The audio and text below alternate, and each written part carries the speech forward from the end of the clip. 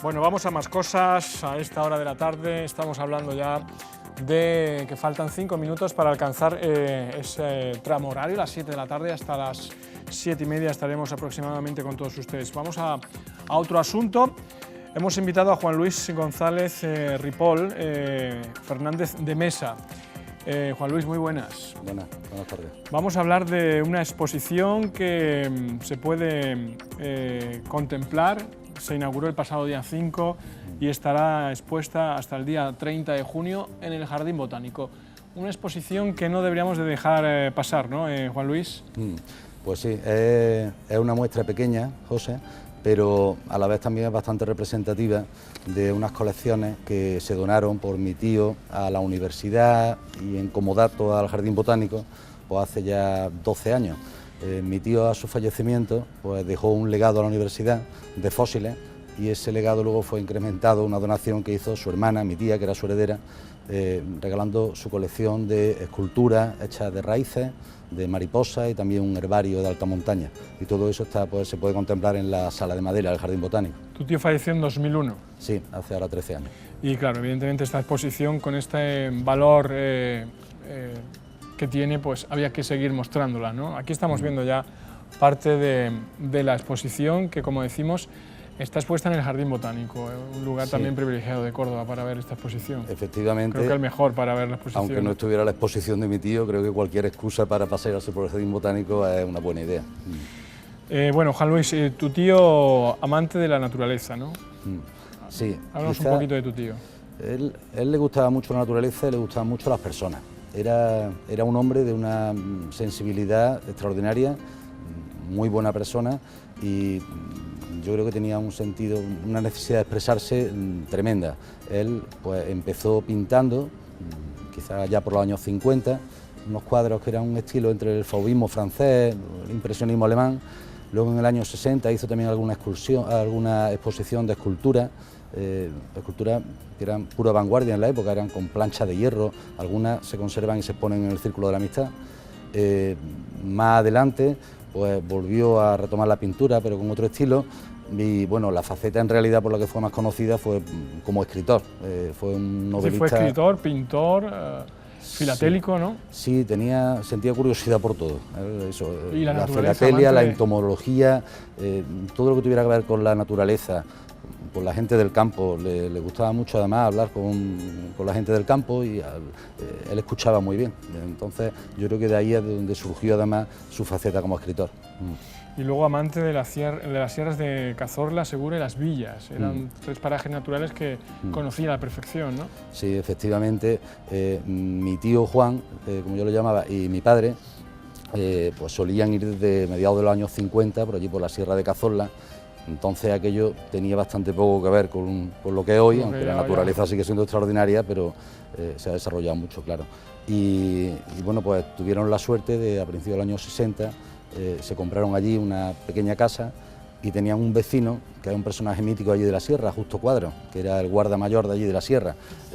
Cuando se hizo el coto nacional, se tuvo una idea, desde mi punto de vista, muy buena, y es que contrataron como guardas forestales a los que antes habían sido los mayores furtivos de la zona. Entonces Justo parece ser que era el mayor furtivo de todos, entonces a él lo nombraron guarda mayor y él contaba desde luego que desde lo que fue guarda mayor ya se acabó el furtivismo. A él lo acompañaron otra serie de personajes extraordinarios y Justo era nuestro vecino. Entonces pues solía acompañarnos muchas noches allí en la chimenea y le contaba historias que mi tío iba recogiendo, y así surgió el primero de sus libros, Narraciones de caza mayor en Cazorla, que tiene un título equívoco absolutamente, porque en realidad parece que es un libro que solamente pueda interesar a los cazadores y en realidad en absoluto es así. La caza puede ser un trasfondo, pero en realidad es un libro mucho más sociológico y mucho más de la forma y las costumbres de vivir de la sierra que cualquier otra cosa. Cuenta la historia, parte de la historia de la Sierra de Cazorla. Efectivamente, se basa en los relatos que le llegaron a mi tío a través de tres personas. Una era Justo, que es la parte más moderna, y luego pues el tío Alejo y el tío Julián, el aserrador. Allí en la sierra, el llamarse tío es una muestra de respeto, se llamaba así a las personas mayores. A Justo, por ejemplo, mi tío lo llamaba el hermano justo, porque era coetáneo. ¿Cómo era tu relación con tu tío? Porque un tío tan abierto a todas esas... Era, bueno, era un tío muy querido, era una persona extraordinaria y además, vamos, que todos los que lo conocieron, era un hombre muy tímido y de una gran modestia. De hecho, yo creo que eso, que él rehuía de alguna forma la celebridad, luego te contaré alguna anécdota sobre eso, pero era una extraordinaria persona. Yo te contaría, por ejemplo, además, él, por ejemplo, pues tenía un coche viejecillo que siempre lo aparcaba en La Victoria, lo dejaba ya aparcado en La Victoria y una noche se encontró allí a un indigente que se había metido a dormir. Bueno, pues a partir de esa noche ya puso un letrerito: señor indigente, no tiene usted necesidad de romper el cristal, la puerta está abierta, pase usted a dormir cuando lo desee. Él era así. Qué bueno. Bueno, incluso también ha sido finalista del Premio Nadal, ¿no? Como nos apuntabas, sí, ¿no? Eso fue con su tercer libro. A Narraciones le siguió Los Hornilleros, Sí. que la verdad es que son las dos obras que más veces se han editado, reeditado y se agotan constantemente. Y Los Hornilleros es casi un libro de culto para la gente, para los amantes de la sierra. Es la historia de los colonos de la sierra.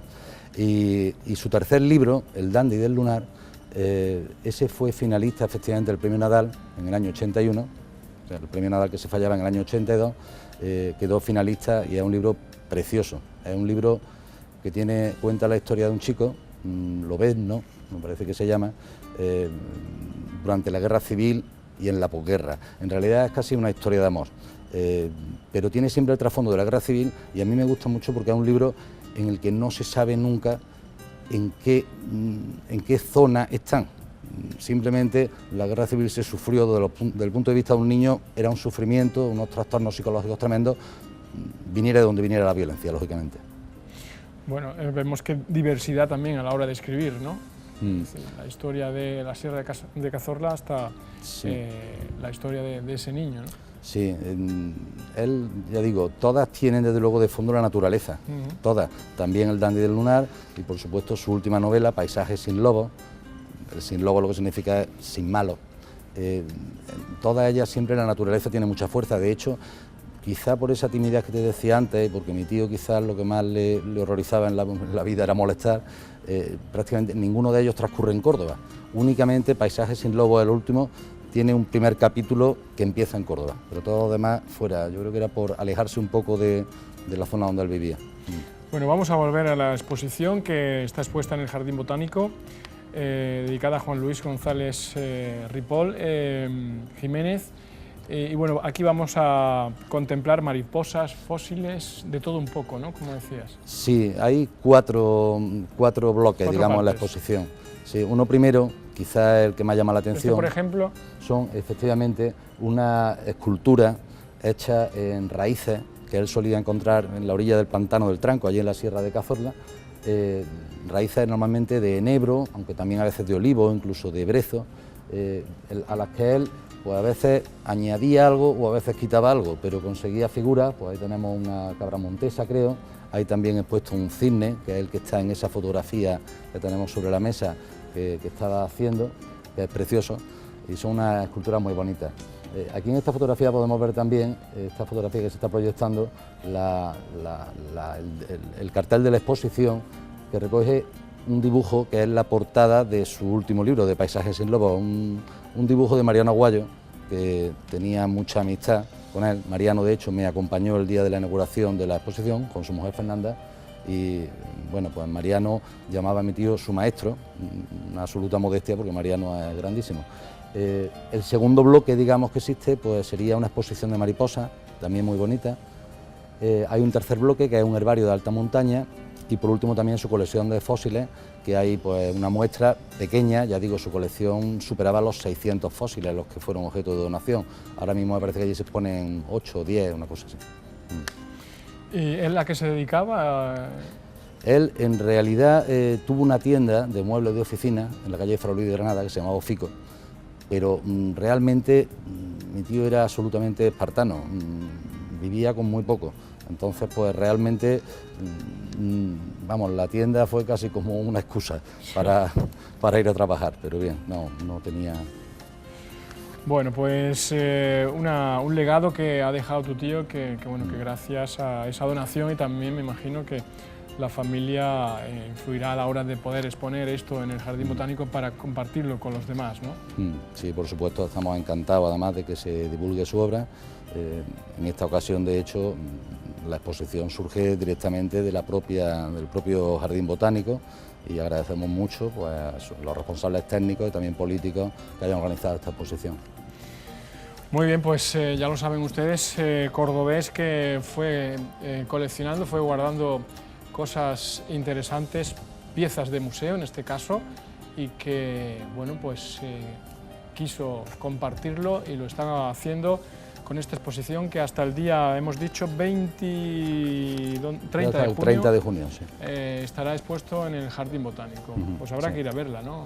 Pues yo creo que convendría. Claro que sí. Muy bien, ¿alguna cosita más, Juan Luis? Nada, muchísimas gracias por habernos invitado.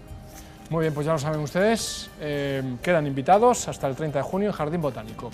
Vamos a hacer el último alto en el camino, regresamos enseguida, tenemos más cositas, será a la vuelta de Publi. Hasta ahora.